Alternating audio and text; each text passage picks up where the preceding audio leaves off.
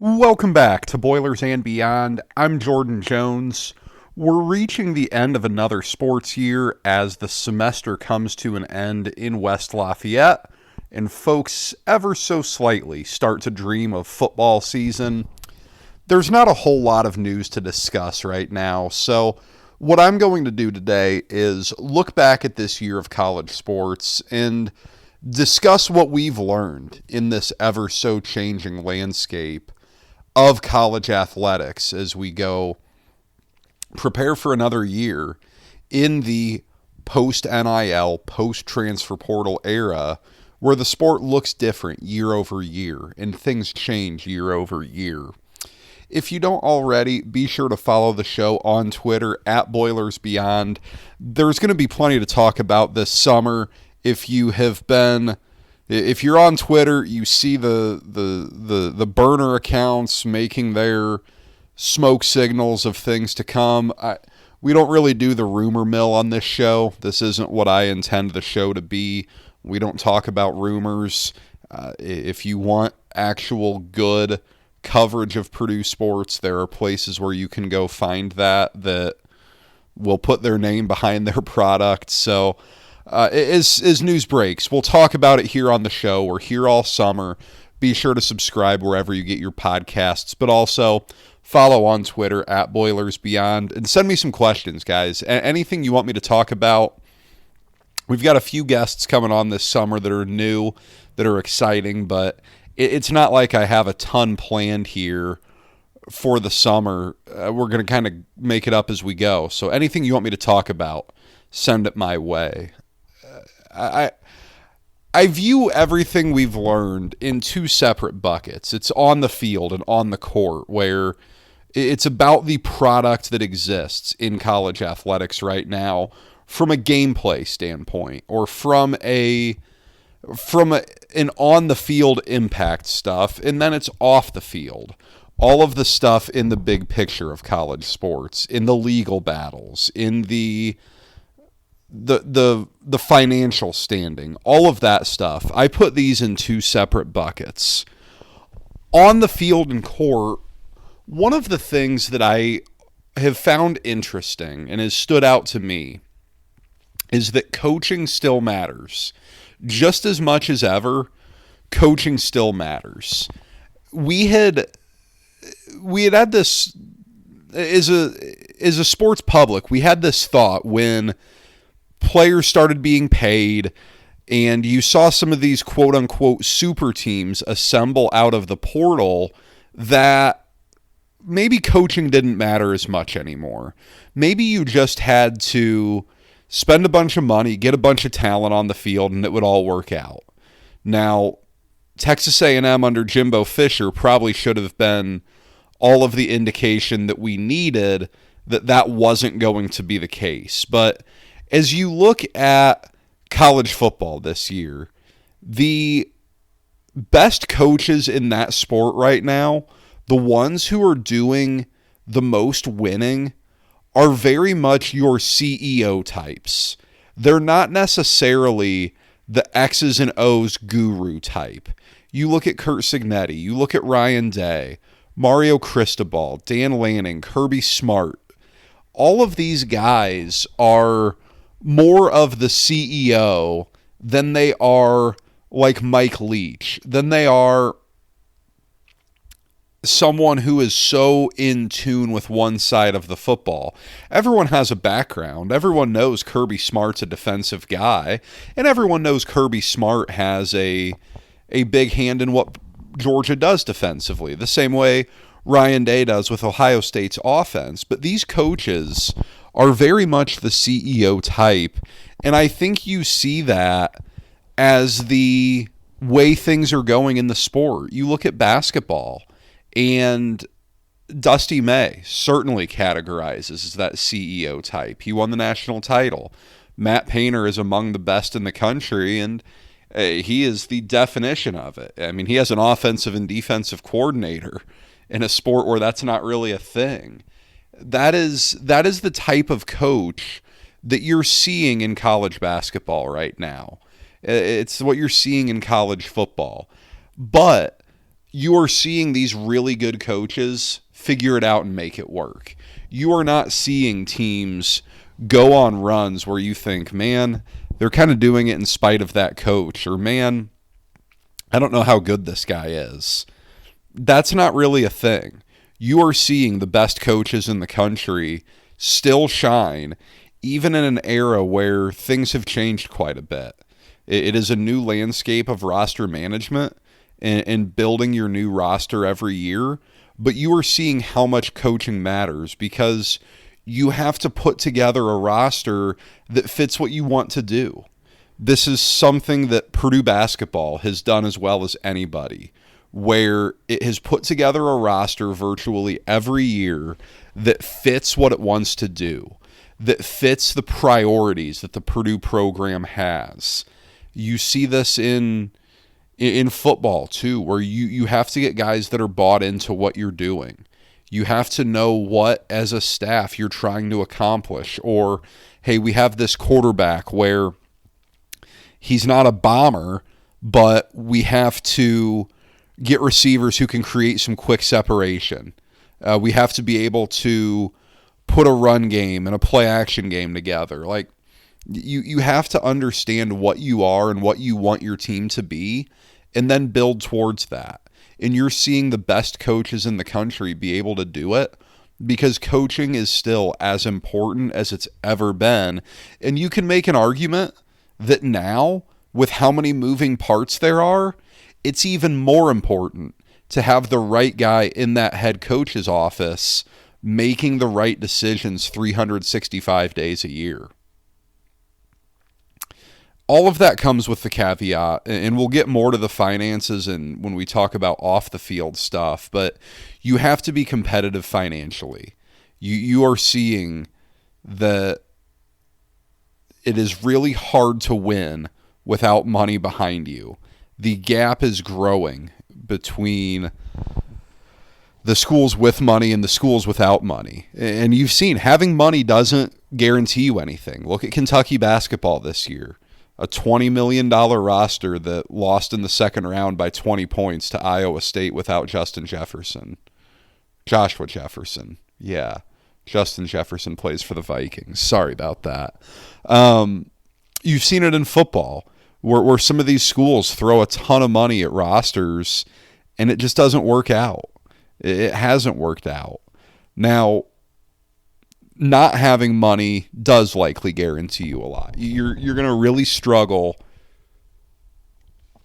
to put the caliber of athlete on the field, on the court that it takes to win. You're going to struggle to field a roster that can overcome a little bit of attrition in a game or overcome an injury or something like that. The divide between the top and the bottom is getting bigger, and the Big Ten is in a great spot. And I think one of the biggest things you saw this year, and you continue to see it, is the thought that, boy, the Big Ten has really built an advantage here. The Big Ten's doing really well, which of course it is. Indiana won the national title in football. Michigan wins the national title in basketball. I think that is the perfect encapsulation, though, of the crossover between good coaching and good money, good financial backing. It's no secret that Indiana has a lot of money to put at its football and men's basketball programs. That's no secret at all. It is very widely known that Michigan had a lot of money to spend on this year's basketball team. It went out and got some big-time transfers, big-name transfers. That's okay. This isn't something to duck. This isn't something to deny. 15 years ago, when you say that, everyone's getting their shields up because it's illegal. It's all legal now. It's okay. It's okay to have a highly paid roster. The Big Ten does present opportunities for schools to do that. Schools in the Big Ten have massive fan bases, have massive alumni bases. You see schools with big-time donors that want to help fund championships, help fund success at the highest level. You look at the coaches in the Big Ten, though. Look at Big Ten football right now. Man, it is loaded. Ryan Day, Dan Lanning, Kyle Whittingham at Michigan, Matt Campbell at Penn State, Kurt Cignetti at Indiana, Brett Bielema at Illinois, Kirk Ferentz at Iowa, Matt Rule at Nebraska, Jed Fish, Lincoln Riley, PJ Fleck, Pat Fitzgerald comes back. I don't know how that's going to work, but it is a loaded group of coaches, and you can say the same thing about basketball. Right now, you are seeing that divide grow like crazy. Now, I'll say this. The Big Ten and the SEC are going to have their arguments, but the one thing that's abundantly clear is that those two conferences are leaps and bounds above everyone else in the landscape of college sports. I personally, and this is not going to be popular, I assume most of you listening are Big Ten fans, I don't think the Big Ten has really pulled itself away from the SEC yet. I think it's a little early to say that. Now, the top of the Big Ten has really put itself in a great spot, but the bottom of the Big Ten has a long, long way to go. The bottom of the Big Ten, in football especially, has been horrible the last few years, and unfortunately, Purdue's a part of that. But when you look at the landscape of college sports outside of the Big Ten and SEC, how many schools actually have a prayer of winning the national title in football that aren't in those two conferences? Miami, Notre Dame. Like, you want to put Texas Tech and Florida State on that list? Maybe. That's about it. There's nothing else there. There's no meat on that bone. It is a Power 2 world. And those two conferences have a ton of money. Basketball's a little bit different. The Big East and the Big 12 are going to be competitive there because basketball money and football money are two very different definitions of money. But, man, it's not a good time to be a Group of 5 league. It's not a good time to be a mid-major in college basketball. The Big Ten and the SEC are continuing to flex their muscles, and I would be shocked if you didn't see that more and more entering this year. For me, though, where this conversation gets fascinating is what we've seen off the field, off the court this year, because as you've probably learned over the 6 years I've been doing this podcast, I'm a complete nerd for this stuff. The sports business of it, I love. I'm a massive, Extra Points with Matt Brown newsletter. Love it. I love the athletic sports business stuff. On 3, Ross Dellinger's sports business column is great. I love that stuff. And what we saw this year is that the House settlement through 1 year has been a failure. It has not worked. It has not delivered any of the stability that fans hoped it would. But the NCAA is winning on eligibility. 5-5 is coming.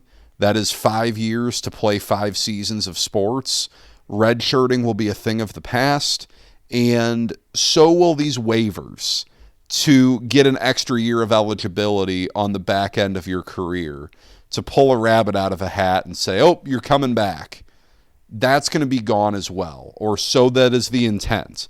I feel like I have to throw that caveat in because there are plenty of things that we have thought were going to work out just fine that haven't. Remember back in 2021, I think it was, when you were only going to be able to transfer one time and then had to submit a waiver? Yeah, that didn't last long. So I do think, though, the 5-5 is something the NCAA can get through. I'll be honest, it's not my favorite thing. I am someone who loves the history of sports, who loves the records and all of that. I'm a baseball guy, so I kind of love all that stuff. But this is going to drastically change that. Someone very easily, if Jeremy Fears doesn't break Braden Smith's assist record, well, someone's going to play 5 years of college basketball and do it. When you lower the amount of assists per game or points per game or whatever it is you need, someone's going to break a lot of these records from playing 5 years. Now, I'd be remiss if I didn't point out that up until 2024, Purdue basketball's all-time leading scorer was a 3-year guy who played not only with no three-point line, but back when freshmen weren't eligible to play. So there's that too. There's a whole era of guys from back in the 60s and before where freshmen weren't even allowed to play college sports. This should, though. If it all plays out as we expect it will, as it's written, this is going to help eliminate a lot of the nonsense of the waivers. The redshirting stuff is a bit loony right now. In football, you can play 4 or 5 games and still redshirt, but in basketball, you can't play a single minute. And that's always been a little bit weird. I like that you're taking the rigidness away from that. That now in basketball, if you have a situation like last year where in some of these early season games, Purdue can give Antoine West some run and give him more of a chance to see if he could crack the rotation. I don't know that he would have. Maybe he would have. Maybe he wouldn't have. But if you didn't, you had no incentive to do it last year, because if he's not ready, if he's not going to beat out any of these guys and he's not going to play more than mop-up minutes, you waste a year of eligibility on that. Now you don't have to worry about that, and that should be a real positive. But as far as the House settlement goes, this just hasn't worked. Financially, it's still the wild, wild west out there. And at some point, I don't know when this was in history, the Wild West just became the West. No one calls it the Wild West anymore. It's just the West. I think we're kind of nearing there in college sports, because this is getting more and more Grandesque every year. The numbers you see are getting bigger. They're not getting smaller. The $20.5 million of revenue sharing is now viewed as just a minimum investment level, more so than a maximum. You can't put the toothpaste back in the tube on a lot of this stuff. And the House settlement was well intended, and it's not anyone's fault. The NCAA fought this tooth and nail. So, if you're mad at the NCAA, you're mad because the NCAA fought this so hard and didn't spend time trying to create an actual structure for this. Because the NCAA fought compensation as hard as it could, and then it got smoked in the Supreme Court, and Brett Kavanaugh basically said, bring it on. Anything else you want to challenge about this business model, go ahead. And that's a real difficult deal for the NCAA, because all of these problems stem from the fact that we fell in love with college sports, despite the fact that pretty much every judge in the country has looked at it now and said, yeah, this isn't legal. What you're doing to the athletes isn't legal, before they were able to get paid and all of that. The interesting part of this, to me, the most interesting part, is that all of these numbers are hearsay to a certain degree. You hear about $25 million football rosters. Like Steve Sarkisian says, well, about 25 teams have a $25 million roster. Or someone, a Big Ten coach, I think it was, tells Joe Tipton at On 3, Joe Tipton, maybe Pete Nakos, I can't remember, that if you don't have 12 million, you're in trouble. And you hear of the $25, $30 million football roster, the 15 million basketball roster. That wasn't really the spirit of this. The House settlement was supposed to prevent that. But I'll also point out, remember, if the schools actually wanted to stop this collectively, I'm not saying there aren't individual schools that want to get guardrails on this, that want to get this really corralled, but collectively, if there was actually a desire for that, the schools control the NCAA. The NCAA is just a group of schools that participate. It's its member institutions. That's all the NCAA is. If these schools really wanted to have this clearinghouse work, they could sign off on the waiver that's been out there for a year now that no one has signed, that basically says the schools won't sue the clearinghouse for deals that get denied. And you've already seen Nebraska players suing the CSC for denying deals. This is the problem. This was all well intended. Everyone seemed to agree with the House settlement. Everyone seemed to like it. It was put into law. We thought it, or not put into law, but approved by a judge. We thought this was going to be okay. But instead, it's just another artificial way to limit the market in what is a free market society. We are trying to hold on to a model that has been proven illegal. And as you keep trying to put these different nuances in, nothing is working.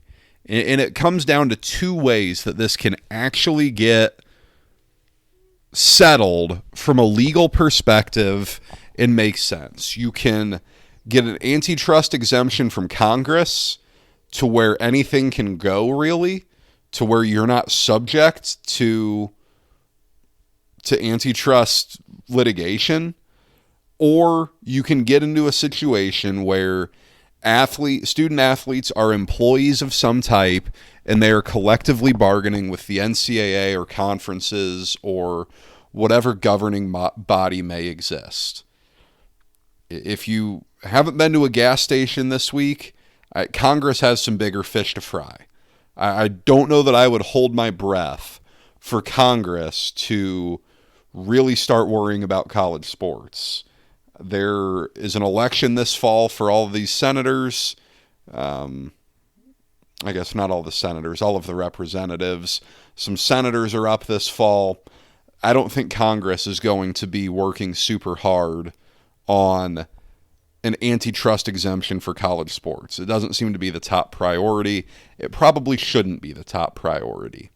And then as far as a collective bargaining deal goes, we're a long way from getting there. That's something that would take a long time. I know there has been some scuttlebutt about the framework of how this could all take place and how it could all go down and how it could function. But look, the other thing you have to remember is that right now there is zero incentive for the student athletes to let anything change. This is perfect for them. This is awesome. They get to transfer. They get to drive up their wages every year. There's nothing holding them back from making money. This is perfect. So all of this, it's madness right now. I don't always view it as a terrible thing because I do support athletes being able to make what they're worth, but we're a long way from all of this being a really steady, functional situation. And where Purdue fits into all of this in the big picture, to me, remains as big of a question as it was a year ago. On the hardwood, Purdue seems to do well enough, right? Purdue just went to the Elite Eight. It had another good year. It was able to retain everybody. It was able to add an impact transfer in Caden Pierce. Sounds familiar, right? A year ago, Purdue's able to retain everybody it wants to keep, and it adds an impact transfer. Last year, it was Oscar Clough. This year, it's Caden Pierce. Based on everything you hear, Purdue isn't exactly some titan when it comes to flexing money. Now, part of that comes from the fact that Purdue isn't some huge aggressor in the portal. When you're retaining all of your players, you don't have to get into these bidding wars in the portal because you don't need that many guys from the portal. You're able to be a little more selective. You're able to pick your guy and go in on him. But it seems like from an outside perspective, Purdue has what it needs in basketball. Football is a little different. Revenue sharing is a really big deal. It helps Purdue massively. That's a major advantage that's not feasible for non-Power 2 schools, right? When you look at the difference right now, the ACC and Big 12 schools have to get pretty creative to make it all work, giving $20.5 million to the student athletes. The Big 10 and SEC schools don't have to do that as much. The proof is going to be in the pudding for Purdue football. There is nothing more important for Purdue right now than getting football right. Everything about college athletics, revolves around football money.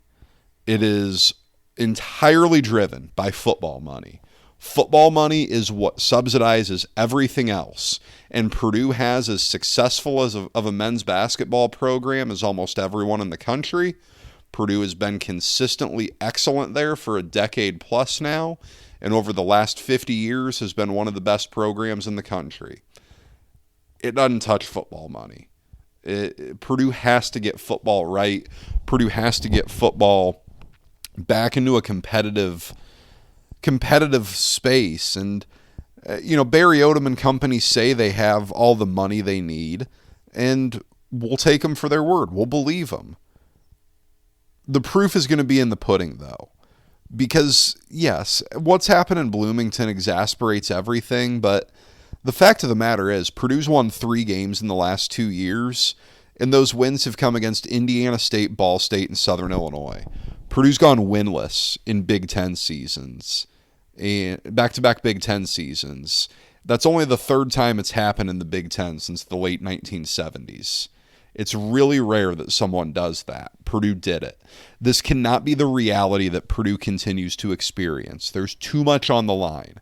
Purdue has to be competitive, and it's certainly fair to question if Purdue has what it needs in football, because the results have indicated that, no, Purdue doesn't have anything. Purdue's not close. The proof is going to be in the pudding. If Barry Odom and his staff are right, and they have everything they need to put a competitive team out there, then either they're not the right staff or they're lying. And I feel pretty good about Barry Odom. I feel pretty good about this coaching staff. It's a massive year coming up. Just a massive, massive season. And what's interesting in all of this, my last off-the-field diatribe here, is that there's so much frustration. I hear it all the time. I hear it every week. Someone will tell me, man, I don't know, I might be done with college sports. Well, that's fine. The viewership numbers tell me you're not. The viewership numbers are terrific. And you can make an argument, more so than viewership numbers to me, you can make an argument that the quality of play on the field, on the court, is as good as ever. It's been a big deal that players can get paid now, and they are not in such a hurry to go pro. It used to be a thing a while back where a player who was like a fringe second round or undrafted NBA guy would have to really make a hard decision and consider if he was going to go or not. Now, that's not a decision. No one is going to the NBA if they're not projected to be a first-round pick. Very few guys are jumping as projected second-round picks. In the NFL, if a guy was going to be picked for sure on Saturday of the draft, rounds 4 through 7, if there was no doubt about that, he was probably going to go after his junior year. Now, no way. You're seeing better players come back to college and stay in college. That's a really big deal. That's a really good thing. The NBA I saw this year has the lowest number of players that declared for the draft. That's a pretty big deal.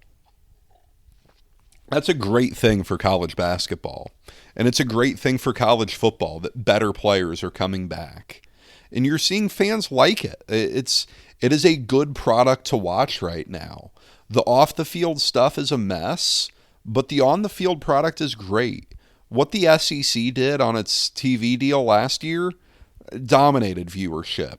You saw the college football playoff do great numbers. The Big Ten title game was a massive, massive viewership event.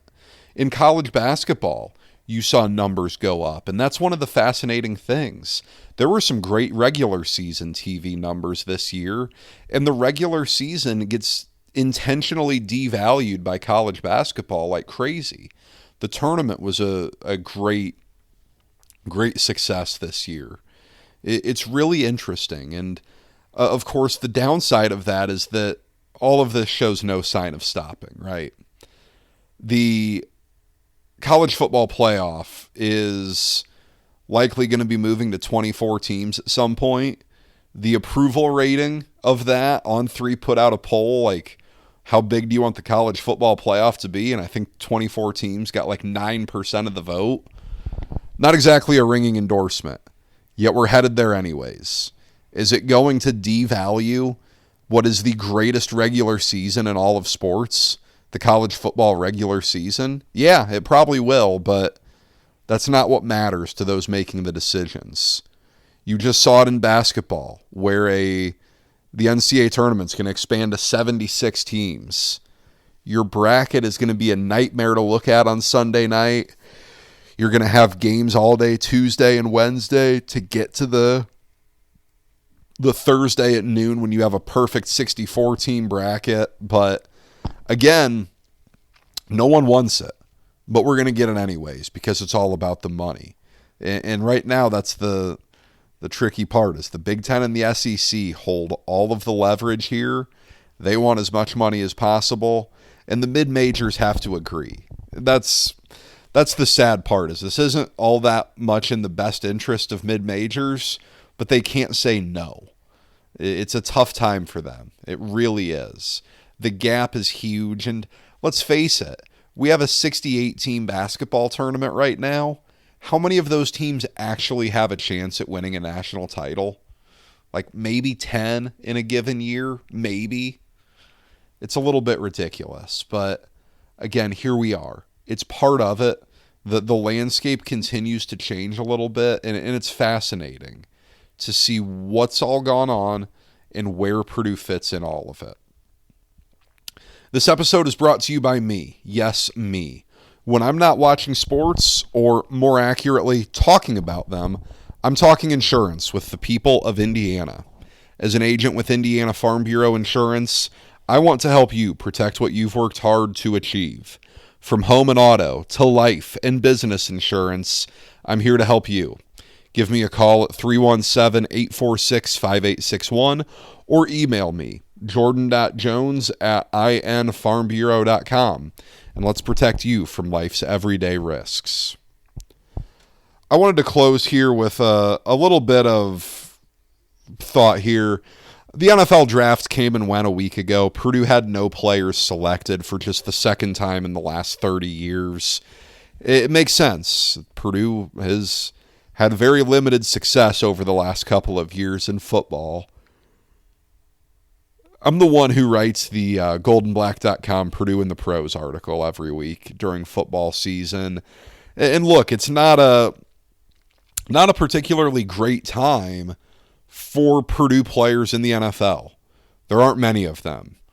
It used to be a real pride point for Purdue. Yeah, I remember back growing up in the mid to late 2000s, and I'd be thumbing through the print edition of Golden Black Illustrated every week, and you would see all of the Purdue guys in the NFL and what all they're doing, and it was impressive. Purdue had a lot of guys that were making big contributions in the NFL and doing some really big things. And right now, that's not the case. It's pretty thin. George Karlaftis signed a big deal with the Chiefs, but aside from that, there aren't a lot of Purdue guys making noise on Sundays in the NFL, and look, it reflects what Purdue football has been over the last 20 years. The program had some success under Jeff Brom that has revitalized the number of guys in the NFL a little bit. George Karlaftis, Jalen Graham has caught on a little bit. The late Rondale Moore, David Bell had to retire for medical reasons. Their careers didn't go as they hoped, but they made it. Aiden O'Connell's in the league, Tyrone Tracy, Marcus Bowe. There are some guys out there, but you see the lack of stability and the lack of success the program has had over the last 20 years or so, and it's pretty plain and clear on the NFL stage. The Jeff Brom era had some guys, and you look at the recent guys too, guys that Jeff Brom recruited. Nick Scorton, Dylan Thieneman, Max Clare, Deion Burks. The whole narrative that Jeff Brom left the program in shambles is Very disingenuous, if you ask me. It's not true.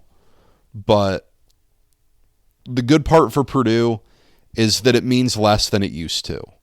There used to be a time where that's something that would really hurt you in recruiting. That's not the case anymore. Recruiting looks a lot different than it used to. Purdue has to find a way, though. Again, you everything related to Purdue football just has to find a way to get back in a much better place here. And as we get closer to the countdown to kickoff, we're 4 months away. As I sit here right now on May 3rd from Purdue's season starting, Purdue's got to find a way. It just has to have a better season than it has the last 2 years, and it has to find some way to shoot some life into a program that hasn't had a whole lot of it the last couple of years. That's what I've got for today. Thank you guys for spending your time with me. Thank you for listening.